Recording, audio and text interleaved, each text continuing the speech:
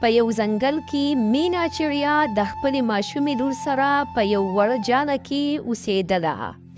او مینا چړیا ډېره زیاته ظریفه وه د هغې بلکل وس نه کېدو چې هغه ځان له یو ښایسته او مضبوط کور جوړ کړي او چې کله به د بارانه موسم شو نو مینا چړیا او د هغې لور به ډېره زیاته پریشانه وو ځکه چې د هغو کور ډېر زیات کمزوری و او په باران کې به د هغې د راولېدو خطره ډېره زیاته وه په دې کې ناڅاپي موسم ډېر زیات خراب شي او ډېر زیات تیز باران راشي بیا د مینا چړیا لور خپلې مور ته وایي ای مونې دا خو ډېر زیات تیز باران راښکې شو اوس به موږ څه کوو او هسې نه چې زموږ د جاله چرته ښکته راوغورځېږي ځکه چې زموږ د جاله خو ډېره زیاته کمزورې ده او که نه زما لورې دا خو ډېر زیات تیز باران راښکې شو او اوس به موږ به څه کوو زموږ خو په دې ځنګل کې خپل خپلوان هم نشته دی چې هغو کره لاړ شو دو دغه شان په خپل منځ کې خبرې کوي چې د ډېر زیات بارانه د وجې نه د دو جاله ښکته راوغورځېږي ای مولې دا خو زموږ د جاله ښکته راوغورځېده او ورانه شوه اوس به موږ به څه کوو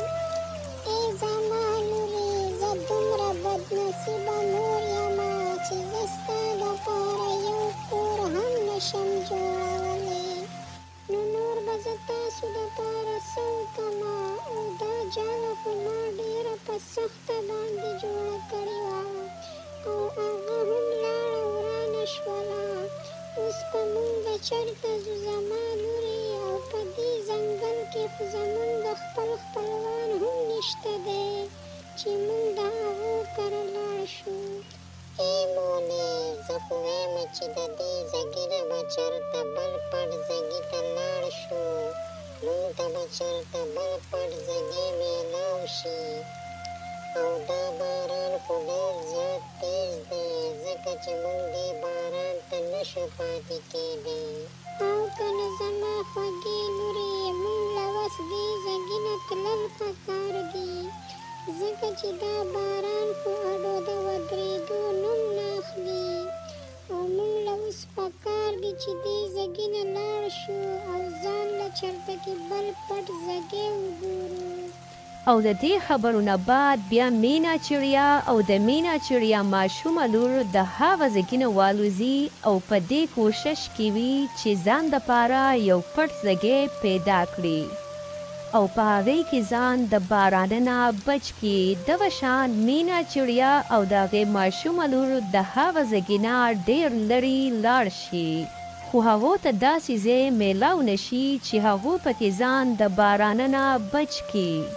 او په دغه ځنګل کې خو داسې نور هېڅوک هم نه وي چې د دوی مدد وکړي او بل طرف ته باران هم ډېر زیات تیز وي د ډېر زیات سفر نه پس بیا مینا چړیا او د مینا چړیا لور د یو ونې یخته کښېني او ډېر زیات جاړي بیا مینا چړیا خپلې لور ته وایي ای زما خوږې لورې موږ خو په دې ځنګل کې ډېر زیات وګرځېدو خو موږ ته چېرته ځګی میلاو نه شو چې موږ پکې ځان د بارانه نه بچ کړو او په دې ځنګل کې خو هېڅوک هم نشته دی چې زموږ مدد وکړي ای مولې زموږ په دې ځنګل کې بیخي خپل خپلوان نشته دی او د خلکو خو سم ډېر خپل خپلوان وي دا ولې مولې ای زما خوږې لورې زموږ هېڅوک خپل خپلوان نشته دی او بل خوا زموږ ځکه څوک تپوس نه کوي چې موږ ډېر زیات غریبانان یو او د غریبانو هېڅوک تپوس نه کوي او نه ورسره مرسته کوي خو ته مه خفه کېږه زما خوږې لورې یو ورځ به الله پاک ضرور زموږ د غریبانو مدد کوي او ته مه خفه کېږه زما لورې دوی په خپل منځ کې دغه شان خبرې اترې کوي چې په دې کې ناڅاپي دغلته یو ښایسته پړی را پیدا شي او کله چې دوی پړی وویني نو ډېر زیات حیرانه شي او ډېر زیات ویریږي. بیا ورته پړی وایي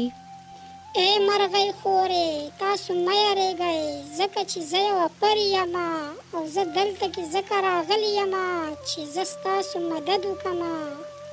او ای مرغۍ خورې دا راته ووایئ تاسو دلته کې څه دپاره راغلي یئ او تاسو څه قسم مدد غواړئ چې زه ستاسو مدد وکړمه.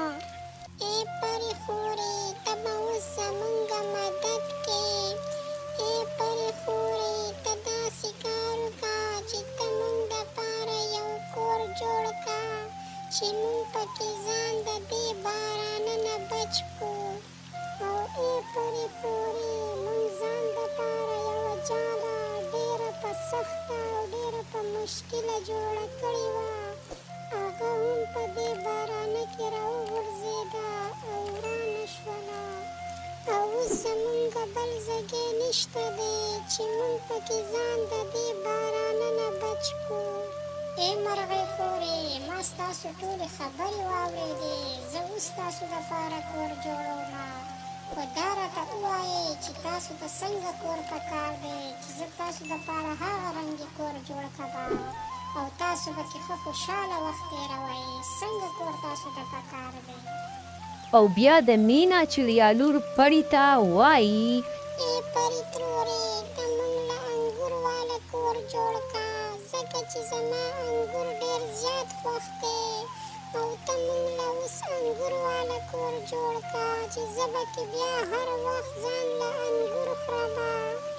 او د دې خبرو نه بعد پړي بیا هلته کې په جادو باندې انګور والا کور جوړ کړي. او کله چې مینا چړیا او د مینا چړیا لور هغه انګور والا کور ویني نو ډېر زیات خوشحاله شي او بیا پړي ته وایي ای زما پري خورې ستا ډېره ډېره مهرباني چې تا مونږ له دومره ښکلی انګور والا کور جوړ کړو. او ای زما پري خورې دا راته ووایه چې مونږ په دې کور کې ټول عمر دپاره اوسېدلی شو. ای مرغۍ خورې دا جادویي انګور والا کور دی. په دې کور کې تاسو ټول عمر دپاره اوسېدلی شئ او ښه په خوشحالۍ به کې خپل ژوند تېرولی شئ ځکه چې دا جادویي انګور والا کور دی. او د دې خبرو نه پس بیا هغه پړي په جادو باندې د هغه زګینه ویبه شي او مینا چړیا او د هغې لور هغه جادویي والا کور ته دننه لاړ شي. او کله چې دوی جادویي انګور والا کور دننه وګوري نو کور ډېر زیات ښکلی وي. بیا د مینا چړیا لور خپلې مور ته وایي ای مولې دا انګور والا کور خو ډېر زیات ښکلی دی او زما خو ډېر زیات خوښ شو. خو ای مولې زه خو اوس ډېره زیاته وږې شوې یمه او مونږ به اوس څه خورو مورې. او دغه شان د مینا چړیا لور خپلې مور ته خبرې اترې کوي چې په دې کې په جادو باندې دلته ډېر زیات ښکلی او مزیدار انګور را پیدا شي او دوی دواړه ډېر زیات خوشحاله شي ځکه چې دا جادویي انګور والا کور وي. او دوی دواړه بیا هغه انګور خوړل شروع کړي او په دغه کور کې ډېر زیات په خوشحالۍ باندې ژوند تېروي. ګلونه ماشومانو دا کهاني په دې ځای باندې ختمه شوه. که کهاني ستاسو خوښه شوې وي نو دا ویډیو سره لایک کړئ او چینل د سره سبسکرایب کړئ.